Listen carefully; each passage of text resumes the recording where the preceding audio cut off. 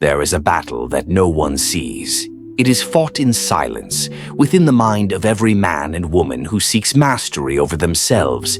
It does not echo with gunfire or steel, but with decisions, discipline, and the endless duel between impulse and intention. The ancients called it war, but to those who understood its true nature, it was never about blood. It was about clarity. Sun Tzu was one such master. He saw what most could not, that the greatest victory is not the conquest of others, but the command of one's own nature. In the modern world, the battlefield has changed, but the enemies remain. They wear new faces: distraction, doubt, ego, comparison, and fear.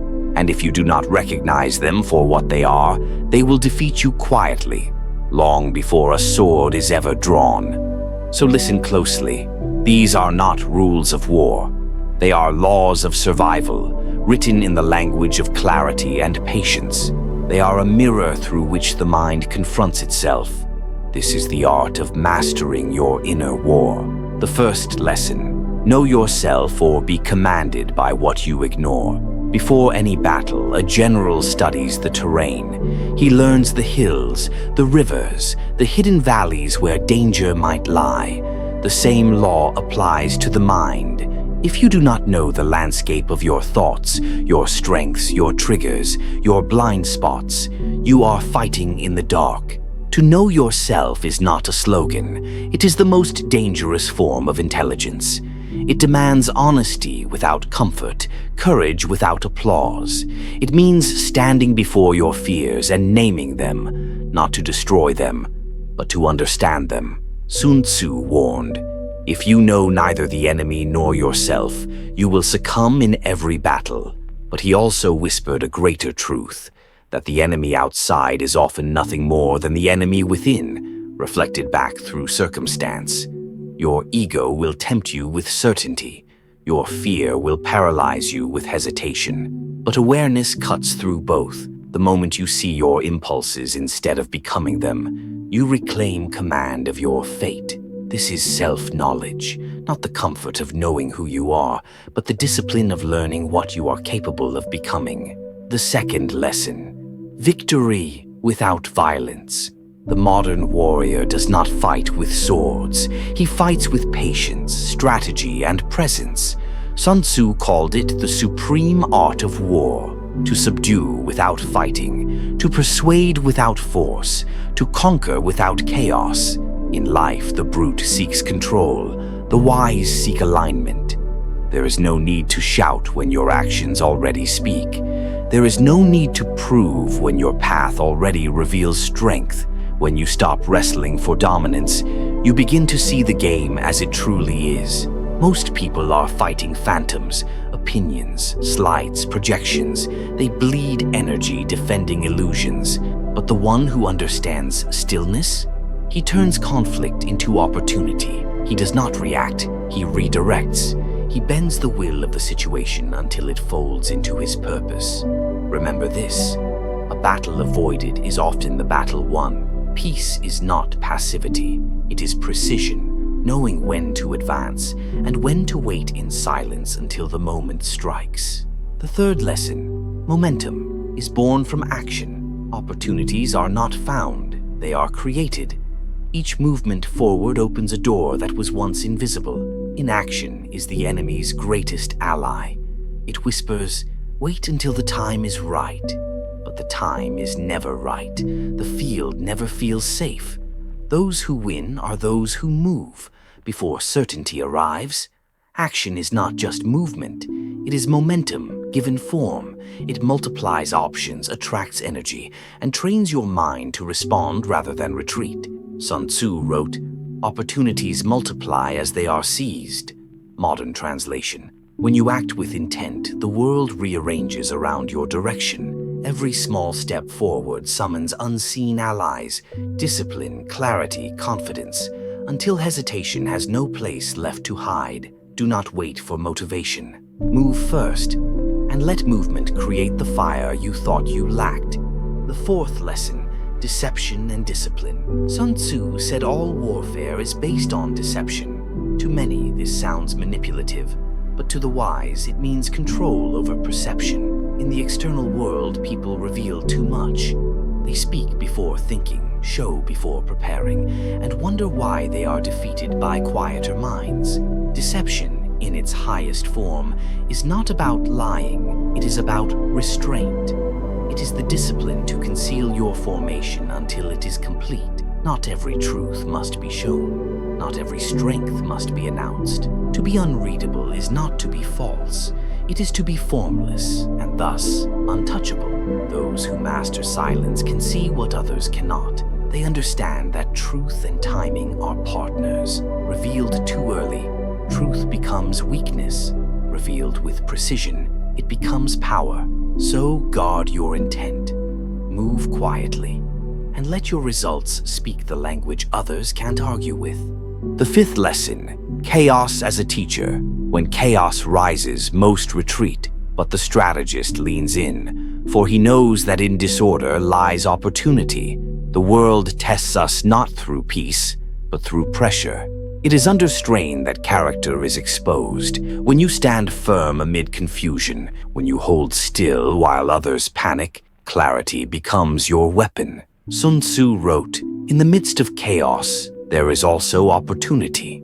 Those words were not meant for generals alone. They were meant for anyone navigating the storms of modern life. When everything falls apart, plans, routines, expectations, that is not the end. It is a revelation. It shows you what remains when everything comfortable is stripped away. Chaos refines you. It forces adaptation. It burns away illusion and leaves only what is essential. Do not fear the storm. Become its still center. That is where your true strength lives. The sixth lesson, know when to engage. The disciplined warrior does not fight every battle. He chooses. He weighs cost against gain, impulse against purpose. To win every argument, every conflict, every debate, this is not mastery. This is insecurity disguised as strength. Sometimes the higher path is retreat, not from fear, but from wisdom. You cannot wage war on all fronts and expect peace within. Victory requires conservation of energy, emotion, and attention. Waste these on trivial fights, and you will have nothing left when the real test comes. To know when to fight is intelligence. To know when not to is wisdom. Restraint is not weakness. It is the highest form of control. There is a moment in every struggle when the wise realize that force alone does not win, that no matter how strong your will, how sharp your strategy, or how fierce your desire, life will change the rules. And in that moment, your true power is revealed, not in resistance, but in adaptation. The seventh lesson, the unseen path. The one who walks the straight road is easily found, but the one who bends, who shifts, who moves unseen cannot be cornered. The wise warrior learns this early. Predictability is vulnerability. If your enemy can read your next move, your defeat has already begun. And so too in life, the world expects you to move in patterns, to react in familiar ways, to repeat yourself until you become predictable. But the path to mastery demands flexibility, to move where none expect, to change course before stagnation sets in. Innovation is born from unpredictability. Let your actions be like water, fluid, ungraspable, yet unstoppable. Appear where you are least expected, and the obstacles before you will have no defense. The eighth lesson, the price of neglect. Even the strongest sword left in the rain will rust. Even the keenest mind left untrained will dull. Neglect is the silent destroyer. It does not shout, it waits. It creeps in when comfort replaces effort, when progress is mistaken for permanence. Discipline is not a phase, it is a lifetime oath. What you build through effort, you must sustain through vigilance. Relationships, health, skill, vision, each demands care. Do not confuse achievement with arrival, for the moment you stop sharpening your blade, the decay begins. Stay humble in victory. Stay alert in peace. For the war within you never ends. It merely changes form. The ninth lesson, the death of repeated tactics. Yesterday's strategy becomes tomorrow's weakness. What worked once may fail again, because life moves, and so must you. Sun Tzu taught, do not repeat the tactics that brought you victory. Why? Because the world is watching. And once the world learns your rhythm, it learns how to defeat it. In self-mastery, stagnation is defeat. Comfort is the enemy of evolution. You must be willing to reinvent your approach, to release what once worked so that something greater may emerge. The adaptable mind survives. The rigid mind breaks. When the terrain shifts, do not curse the storm. Become the one who sails it. The 10th lesson, the silent leader. The greatest leaders speak few words. They lead by example, not demand by force. People follow integrity. They obey fear, but only for a moment. Fear dissolves when backs are turned, but respect, earned through action, echoes long after the leader has gone. In the world of noise, leadership is quiet strength, the calm within chaos, the one who does not panic, even as others break. Be that presence. Let your life command through consistency, not control. Do not demand loyalty, inspire it. Those who lead from the front never need to shout. Their steps, their sacrifices, and their silence speak a language louder than orders. The 11th lesson, the illusion of expectation. People see what they expect to see. They hear what they expect to hear. And this blindness can be your greatest weapon or your downfall. If you wish to move freely, let others believe they already understand you. Let them grow comfortable with their assumptions. For while their minds sleep in certainty, yours can move unseen. In every encounter, there are two battles, one of actions and one of perception. Control perception, and you shape reality. But beware, if you become addicted to illusion, you will deceive yourself first. True mastery lies in appearing ordinary while preparing the extraordinary. When the time comes to act, the shock of your precision will break resistance before it begins. The 12th lesson, the power of patience. In an age obsessed with speed, patience is rebellion. The mind untrained seeks immediacy. It fears waiting because waiting exposes emptiness. But the disciplined warrior knows delay is not defeat. It is preparation disguised as stillness. Every decision made too soon carries hidden cost, but decisions made too late carry regret. The balance lies in deliberate timing, in the ability to wait with purpose. Patience is not weakness, it is control. To pause, observe, and strike only when clarity arrives. That is the mark of mastery. Do not chase every motion. Let the world exhaust itself. Then move once and end the matter. The 13th lesson, control the field. He who dictates the battlefield dictates the outcome. In modern life, the battlefield is not land, it is context. Where do you place your energy? Whose rules do you play by? What environment shapes your thoughts? If you fight on ground chosen by others, you have already lost half the battle. Choose your terrain. Set the terms. If you must fight, let it be on ground that strengthens you. This means guarding your environment with precision. Protect your time, your focus, your peace. These are not luxuries, they are territory. Master the field of your attention, and no enemy can enter without your permission. The 14th lesson, the strategy of mystery. When your intent is clear to everyone, you are surrounded. But when your intent is known only to you, you are untouchable. Mystery disarms the ambitious and unsettles the arrogant. They cannot prepare for what they cannot predict. Be simple in words, complex in action. Be direct in purpose, subtle in motion. Let others waste energy decoding your silence. While they guess, you act. While they analyze, you move. This is not deception for vanity's sake. It is defense through discretion.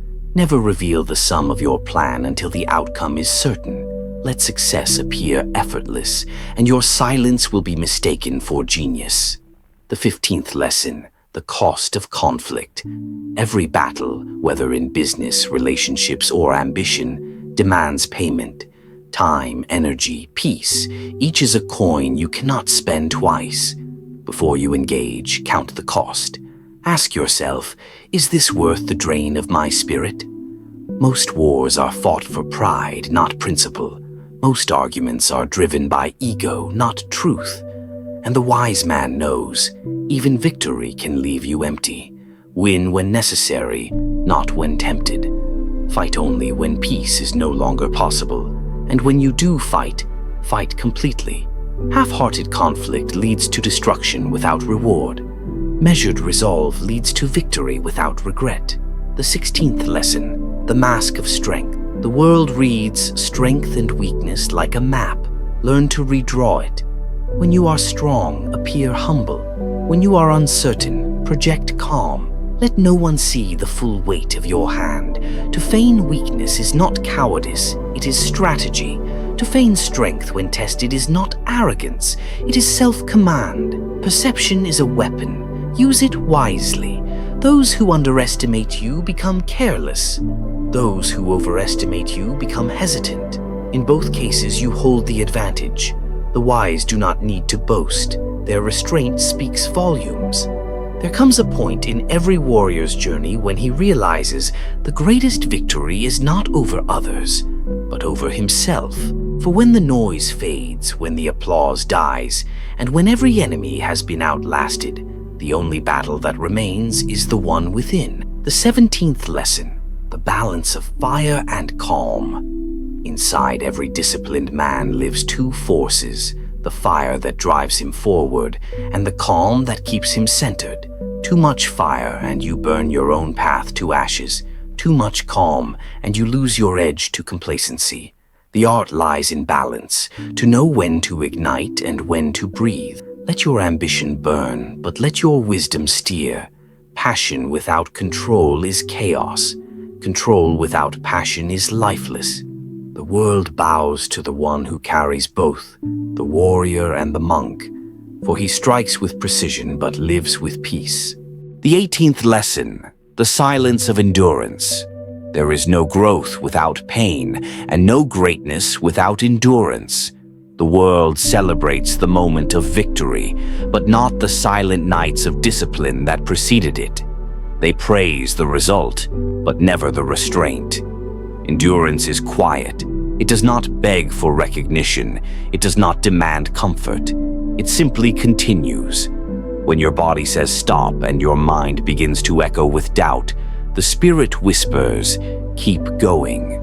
For that whisper, that voice that refuses to die, is your truest strength. Endurance is the language of mastery. It is proof that your purpose is stronger than your pain. The 19th lesson, the energy of emptiness. When you let go of what does not serve you, you create space for what does. The ancient masters understood this. Power flows where resistance ends. When you cling to grudges, fears, or outcomes, you block your own momentum. To win in life, you must sometimes let go to gain. Release the need to control what you cannot. Shed the weight of constant reaction. True energy is born from emptiness. When your mind is still, it channels everything. When it is cluttered, it channels nothing. Let silence be your reset, for in stillness, strategy becomes clear, and from emptiness, strength returns renewed. The 20th lesson, the enemy within.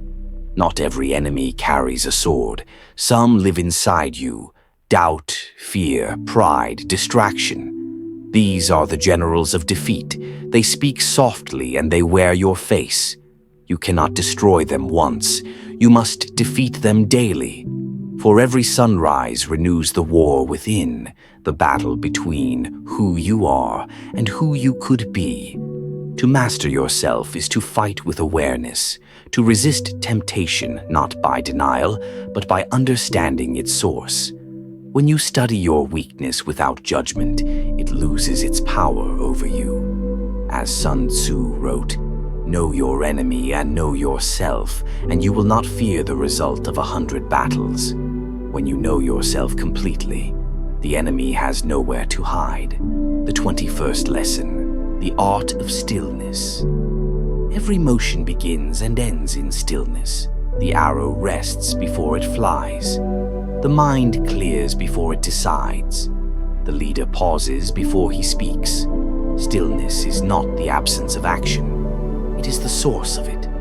In stillness, you hear the truth unfiltered by noise. You see the pattern behind chaos. You realize that victory is not a moment. It is a state of mind. Be still, but not stagnant. Calm, but not passive. Peaceful, yet always ready. The warrior who can sit in silence without fear is the one who will rise with purpose when the time calls. The final reflection. The invisible war. The greatest battles are fought where no one can see. They are fought in the mind, in the quiet moments before choice, in the temptation to quit, in the pressure to prove. The world glorifies conquest, but forgets the discipline it demands. You will not always be applauded for your restraint. You will not always be understood for your silence. But that silence, that restraint, that invisible war is what separates the hollow from the whole. Every day life will test you, not with armies, but with distractions, not with threats, but with comfort. And your victory will not be marked by fame or gold, but by peace. The peace that comes from knowing you are no longer ruled by impulse, no longer chained by anger, no longer pulled by fear. The one who conquers himself has already conquered the world. Remember this, you are both the general and the soldier, the ruler and the battlefield, the storm and the calm that follows it. You are the strategy, you are the war, and you are the peace that ends it. The art of war, when turned inward, becomes the art of wisdom. So walk the path unseen, move with silence, strike with purpose, end with stillness. And when your final battle ends, may you stand not as a conqueror of others, but as a master of yourself.